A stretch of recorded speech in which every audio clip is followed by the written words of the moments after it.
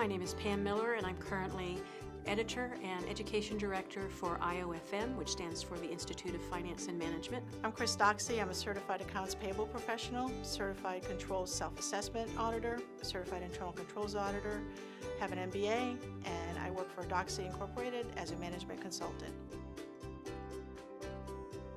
I think the biggest benefit is that I can get my solution up and running very quickly.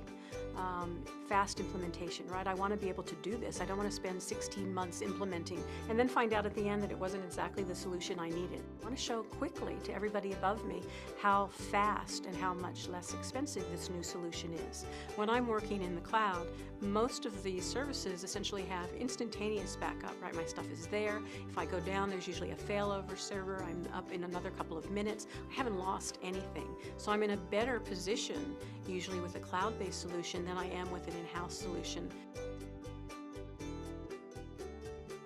Every organization can benefit. I think especially the small to mid-sized benefit where automation was really, the price tag was too high for them. The cloud helps resolve that. But for bigger organizations as well, because it gives them the opportunity to add on to what they're doing, resolve those last invoices, because no solution, it seems like, does everything. You do EDI, you do e-invoicing, you still have 40% or whatever of your invoices to deal with, and IT doesn't understand that. They think, well, we did it, you're automated, and we're not. And the opportunity to get a new solution or add on to my solution via the cloud can help me fix that. As far as the easy wins to move a transaction to the cloud, I would start with the receiving piece of the transaction. I mean, ultimately, you'd want to move all the pieces of the three-way match. And the reason I said receiving is because that's where people seem to have the most trouble. I think honestly, with the decision to implement cloud or to implement any sort of AP automation, it's coming from the business. It's either coming from the AP director or the controller. I took it upon myself to develop my business case, do my ROI analysis, and bring it forward to my controller. Getting a capital budget for AP is really difficult, right? Capital budgets are for buying trucks and buying property, not for doing things in AP.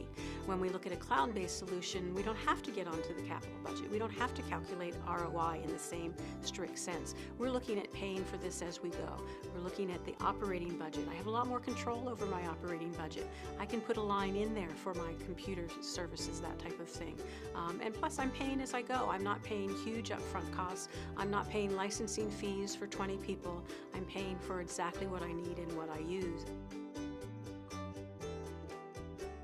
I spent a lot of my years trying to automate AP, usually with an in-house solution, and I'm dependent on IT along with every other department in the company. When I work with a third party, that's their business. So when I ask for help for them, I am the customer and I'm going to get that help. And they're also likely to be able to help me resolve some issues with my IT group that they just hadn't had time to resolve. So it's really a best case scenario for me. I'm not placing as much burden on IT, and I'm getting all of the services I need and maybe more than I would have from them.